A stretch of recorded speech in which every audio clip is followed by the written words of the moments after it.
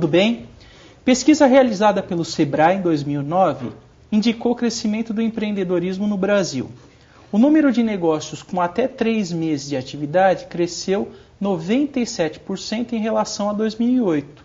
Ao longo dos 10 anos de pesquisa do Sebrae, o Brasil apresentou média de 13% de sua população economicamente ativa empreendendo, taxa que subiu para 15% em 2009. A pesquisa mostra ainda que a maior parte dos negócios está nas mãos dos jovens. 52% dos empreendedores têm entre 18 e 34 anos. A entrevista de hoje não é para falar sobre a abertura de negócios, mas de como manter a empresa aberta. Convidamos o professor do Unifiel e coordenador dos cursos de Ciências Contábeis e Gestão Financeira e Bancária, Carlos Salimeno. Salimeno, muito obrigado pela sua participação aqui no programa Contraponto. Ok, obrigado também por estar presente, né? Estamos aqui para cooperar naquilo que for possível. Eu fiz uma abertura justamente pensando, eu escrevi o texto de abertura justamente pensando nas pessoas que têm esse espírito de empreendedorismo. Eu acho que muitos dos nossos alunos aqui do Unifiel, eles têm muito isso. A gente vê os alunos da administração, os alunos de contábeis, os alunos de comércio exterior, que não está muito relacionado com essas questões de abertura de empresa, esse curso de gestão financeira também. Acho que isso é muito presente aqui no Unifiel e acredito que seja presente em várias instituições do nosso país. E eu fiz o texto pensando justamente, as perguntas também, justamente nisso. O importante é a abertura de empresa, o importante é o empreendedorismo, mas eu acho que o importante também é como manter a empresa. Eu acho que é fundamental. E eu pensei nessa pauta, pensei nas perguntas e nesse texto de abertura, e logo eu pensei em você. Você teve uma larga experiência em empresas, você tem uma larga experiência nas aulas aqui no Unifiel, nessa área de planejamento orçamentário. E eu queria começar com você, perguntando justamente isso. Qual o objetivo do planejamento orçamentário para uma empresa? Imagino que o planejamento esteja tanto voltado para a pequena empresa, para a média empresa, como para a grande empresa. Mas eu queria que você explicasse isso para nós, explicasse o objetivo justamente do planejamento orçamentário para uma empresa. Antes de responder a sua pergunta, todas as empresas que eu trabalhei, por exemplo, eu trabalhei na Honda, no Brasil, trabalhei na empresa de grande porte, trabalhei na Cummins, líder mundial de motores a combustão, diesel, trabalhei na Coopers, trabalhei na Welcome, forte mesmo em produtos farmacêuticos, trabalhei na Produtos Químicos de Queiroz, líder produto químico. Trabalhei na IG Telefunk, na época era líder em televisão. Trabalhei em grandes empresas, médio e grande porte, mais grande porte, multinacionais e nacionais. Todas elas, sem exceção, tá? Todas elas têm um planejamento estratégico, assim, trabalhei na Duratex, sem exceção tem assim um planejamento estratégico bem feito, e tem também orçamentário melhor ainda. Tá? E cada vez elas vão evoluindo mais. Então, respondendo a sua pergunta agora aí, o objetivo do planejamento orçamentário para as empresas, ele é o planejamento orçamentário. Ele prevê em números, tá? Previsão em números, quantidade, valor. Quantidades, podemos falar assim, quantidades a vender, a produzir, os recursos necessários, recursos que podemos falar é recursos humanos, materiais, financeiros. Tá?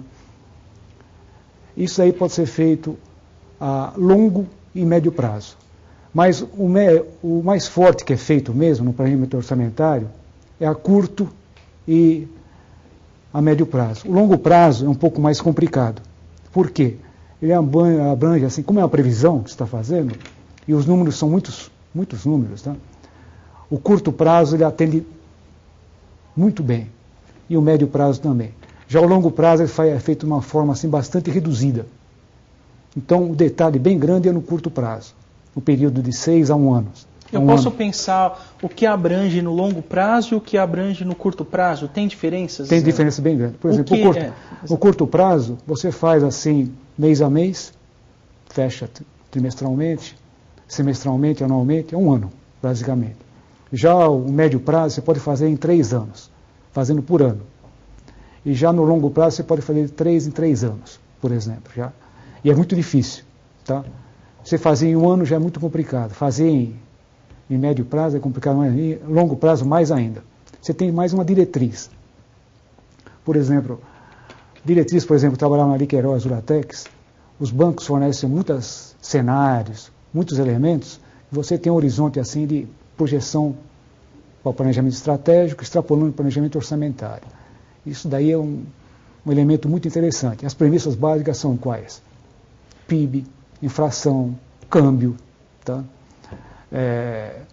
Setores industrial, como a evolução do setor industrial, setor agrícola, e assim vai indo. E as ramificações dentro das empresas em cada setor. Você acha que pela variação econômica, a flutuação econômica do Brasil, isso dificulta um planejamento a longo prazo?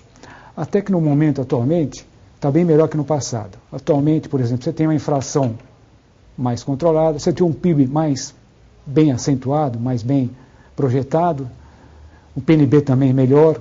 Então você tem condições atualmente, hoje, muito melhor do que no passado. O passado era muito complicado.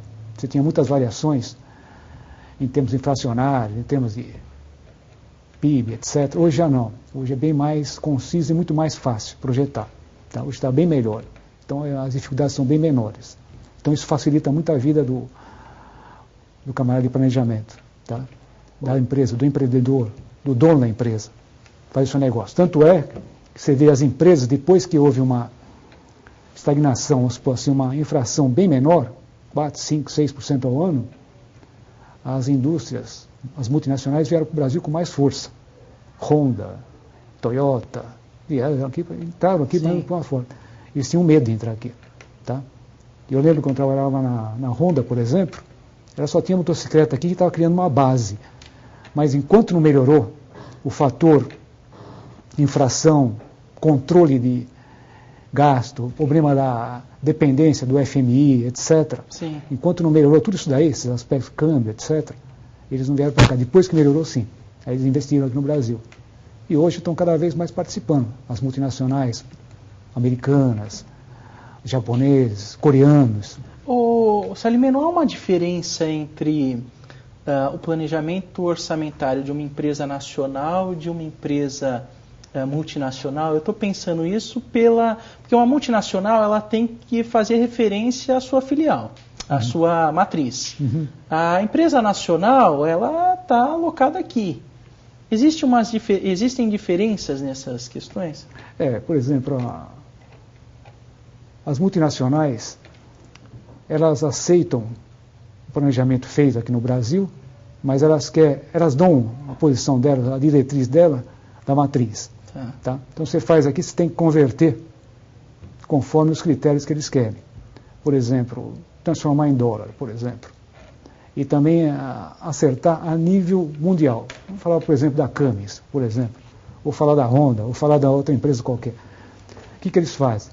Eles têm, assim, como domínio maior, o fator custo.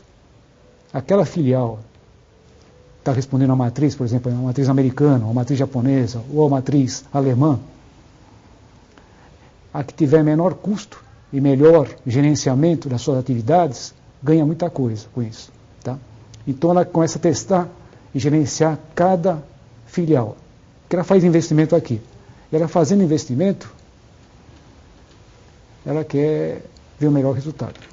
Eu quero explorar um pouquinho mais esse assunto com você no próximo bloco.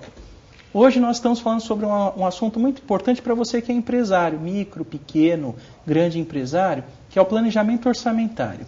Nós vamos a um breve intervalo e voltamos na sequência.